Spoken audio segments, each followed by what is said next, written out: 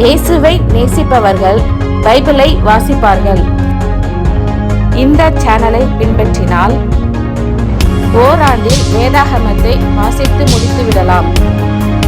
Follow பண்ணுங்க, subscribe பண்ணுங்க. ஏசாயா 50ஆம் அதிகாரம். கர்த்தர் சொல்லுகிறார், நான் உங்கள் தாயை அனுப்பிவிட்ட போது அவளுக்கு கொடுத்த தள்ளுதற் சீட்டு எங்கே? அல்லது எனக்கு கடன் கொடுத்த எவனுக்கு உங்களை நான் விற்று போட்டேன்? இதோ உங்கள் அக்கிரமங்களின் நிமித்தம் நீங்கள் விற்கப்பட்டீர்கள். உங்கள் பாதகங்களின் நிமித்தம் உங்கள் தாய் அனுப்பிவிடப்பட்டாள். நான் வந்தபோது ஒருவனும் இல்லாமற் போனதென்ன?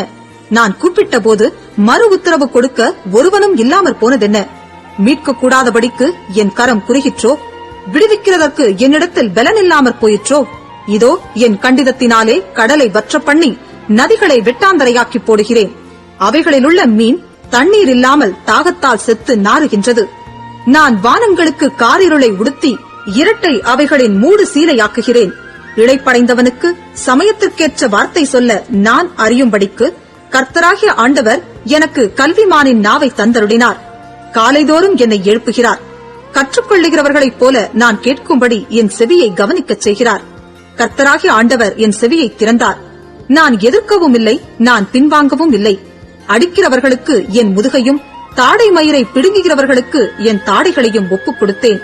அவமானத்துக்கும் உமிழ்நீருக்கும் என் முகத்தை மறைக்கவில்லை. கர்த்தராகிய ஆண்டவர் எனக்கு துணை செய்கிறார். ஆகையால் நான் வெட்கப்படேன். நான் வெட்கப்பட்டு போவதில்லை என்று அறிந்திருக்கிறேன். ஆதலால் என் முகத்தை கற்பாறையைப் போலாக்கினேன். என்னை நீதிமானாக்குகிறவர் சமீபமாயிருக்கிறார். என்னோடே வழக்காடுகிறவன் யார்? ஏகமாய் நிற்போமாக. யார் எனக்கு எதிராளி? அவன் என்னிடத்தில் வரட்டும். இதோ கர்த்தராகிய ஆண்டவர் எனக்கு துணை செய்கிறார். என்னை ஆக்கினைக்குள்ளாக தீர்க்கிறவன் யார்? இதோ அவர்கள் எல்லாரும் ஒரு வஸ்திரத்தைப் போல பழசாவார்கள். ஒட்டுப்பூச்சி அவர்களை அரிக்கும். உங்களில் எவன் கர்த்தருக்கு பயந்து அவருடைய தாசனின் சொல்லை கேட்டு தனக்கு வெளிச்சமில்லாததினால் இருட்டிலே நடக்கிறானோ அவன் கர்த்தருடைய நாமத்தை நம்பி தன் தேவனை சார்ந்து கொள்ள கடவன். இதோ நெருப்பை கொளுத்தி அக்கினி பொறிகளால் சூழப்பட்டிருக்கிற நீங்கள் அனைவரும் உங்கள் அக்கினி தீபத்திலும் நீங்கள் மூட்டின அக்கினி ஜுவாலையிலும் நடவுங்கள். வேதனையில் கிடப்பீர்கள். என் கரத்தினால் இது உங்களுக்கு உண்டாகும்.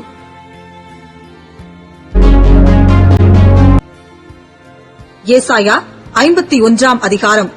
நீதியை பின்பற்றி கர்த்தரை தேடுகிற நீங்கள் எனக்கு செவி கொடுங்கள். நீங்கள் வெட்டி எடுக்கப்பட்ட கன்மலையையும் நீங்கள் தோண்டி எடுக்கப்பட்ட துறவின் குழியையும் நோக்கி பாருங்கள். உங்கள் தகப்பனாகிய ஆபிரகாமையும் உங்களை பெற்ற சாராளையும் நோக்கி பாருங்கள். அவன் ஒருவனாயிருக்கையில் நான் அவனை அழைத்து அவனை ஆசீர்வதித்து அவனை பெருக பண்ணினேன். கர்த்தர் சீயோனுக்கு ஆறுதல் செய்வார். அவர் அதன் பாழான ஸ்தலங்களை எல்லாம் தேர்தல் அடையச் செய்து அதன் வனாந்திரத்தை ஏதேனைப் போலவும் அதன் அவாந்திர வெளியை கர்த்தரின் தோட்டத்தைப் போலவும் ஆக்குவார். சந்தோஷமும் மகிழ்ச்சியும் துதியும் கீத சத்தமும் அதில் உண்டாயிருக்கும். என் ஜனங்களே எனக்கு செவி கொடுங்கள். என் ஜாதியாரே என் வாக்கை கவனியுங்கள். வேதம் என்னிலிருந்து வெளிப்படும். என் பிரமாணத்தை ஜனங்களின் வெளிச்சமாக ஸ்தாபிப்பேன். என் நீதி சமீபமாயிருக்கிறது. என் ரட்சிப்பு வெளிப்படும். என் புயங்கள் ஜனங்களை நியாயம் தீர்க்கும். தீவுகள் எனக்கு காத்திருந்து என் புயத்தின் மேல் நம்பிக்கையாயிருக்கும். உங்கள் கண்களை வானத்துக்கு ஏறெடுங்கள். கீழே இருக்கிற பூமியையும் நோக்கி பாருங்கள். வானம் புகையைப் போல் ஒழிந்து போம். பூமி வஸ்திரத்தைப் போல் பழசாய்ப்போம். அதன் குடிகளும் அப்படியே ஒழிந்து போவார்கள். என் ரட்சிப்போ என்றென்றைக்கும் இருக்கும். என் நீதி அற்றுப்போவதில்லை. நீதியை அறிந்தவர்களே, என் வேதத்தை இருதயத்தில் பதித்திருக்கிற ஜனங்களே, எனக்கு செவி கொடுங்கள். மனுஷரின் நிந்தனைக்கு பயப்படாமலும் அவர்கள் தூஷணங்களால் கலங்காமலும் இருங்கள். பொட்டுப்பூச்சி அவர்களை வஸ்திரத்தைப் போல் அரித்து புழு அவர்களை ஆட்டு மயிரைப் போல் தின்னும். என்னுடைய நீதியோ என்றென்றைக்கும் நிலைக்கும். என் ரட்சிப்பு தலைமுறை தலைமுறை தோறும் இருக்கும். எழும்பு எழும்பு, பலன் கொள். கர்த்தரின் புயமே, முந்தின நாட்களிலும் பூர்வ தலைமுறைகளிலும் எழும்பினபடி எழும்பு. ராகாவை துண்டித்ததும் வலுசர்பத்தை வதைத்ததும் நீதான் அல்லவோ? மகா ஆழத்தின் தண்ணீர்களாகிய சமுத்திரத்தை வற்றிப்போக பண்ணினதும் மீட்கப்பட்டவர்கள் கடந்து போக கடலின் பள்ளங்களை வழிகாக்கினதும் நீதான் அல்லவோ? அப்படியே கர்த்தரால் மீட்கப்பட்டவர்கள் ஆனந்த களிப்புடன் பாடி சீயோனுக்கு திரும்பி வருவார்கள். நித்திய மகிழ்ச்சி அவர்கள் தலையின் மேல் இருக்கும். சந்தோஷமும் மகிழ்ச்சியும் அடைவார்கள். சஞ்சலமும் தவிப்பும் ஓடிப்போம். நானே உங்களுக்கு ஆறுதல் செய்கிறவர். சாகப் போகிற மனுஷனுக்கும் புல்லுக்கொப்பாகிற மனுபுத்திரனுக்கும் பயப்படுகிறதற்கும் வானங்களை விரித்து பூமியை அஸ்திபாரப்படுத்தி உன்னை உண்டாக்கின கர்த்தரை மறக்கிறதற்கும் நீ யார்? இடுக்கண் செய்கிறவன் அழிக்க ஆயத்தமாகிற போது நீ அவனுடைய உக்கிரத்துக்கு நித்தம் இடைவிடாமல் பயப்படுகிறதென்ன? இடுக்கண் செய்கிறவனுடைய உக்கிரம் எங்கே? சிறைப்பட்டு போனவன் தீவிரமாய் விடுதலையாவான். அவன் கிடங்கிலே சாவதும் இல்லை, அவனுடைய அப்பம் குறைவுபடுவதும் இல்லை. உன் தேவனாயிருக்கிற கர்த்தர் நானே. அலைகள் கொந்தளிக்கத்தக்கதாய் சமுத்திரத்தை குலுக்குகிற சேனைகளின் கர்த்தர் என்கிற நாமமுள்ளவர். நான் வானத்தை நிலைப்படுத்தி பூமியை அஸ்திபாரப்படுத்தி சீயோனை நோக்கி நீ என் ஜனம் என்று சொல்வதற்காக நான் என் வார்த்தையை உன் வாயிலே அருளி என் கரத்தின் நிழலினால் உன்னை மறைக்கிறேன். எழும்பு, எழும்பு, கர்த்தருடைய உக்கிரத்தின் பாத்திரத்தை அவர் கையில் வாங்கி குடித்திருக்கிற எருசலேமே, எழுந்து நில்.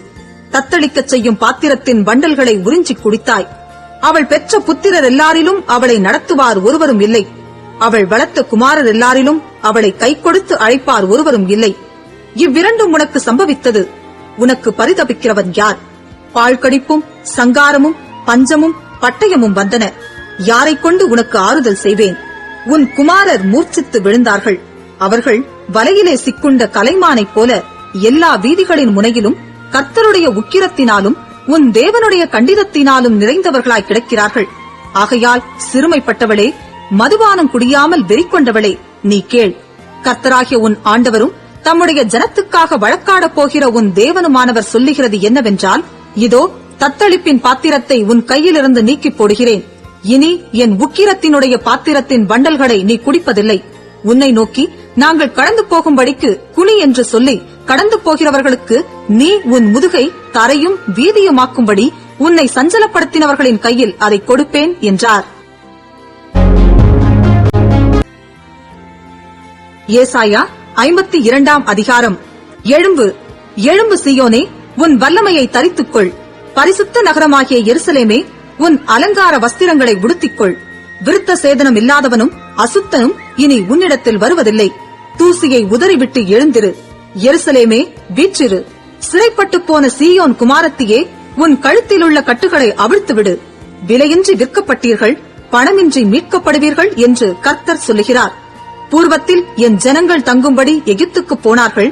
அசீரியனும் முகாந்தரம் இல்லாமல் அவர்களை ஒடுக்கினான் என்று கர்த்தராகிய ஆண்டவர் சொல்லுகிறார். இப்பொழுது எனக்கு இங்கே என்ன இருக்கிறது? என் ஜனங்கள் விருதாவாய் கொண்டு போகப்பட்டார்கள். அவர்களை ஆளுகிறவர்கள் அவர்களை அலற பண்ணுகிறார்கள்.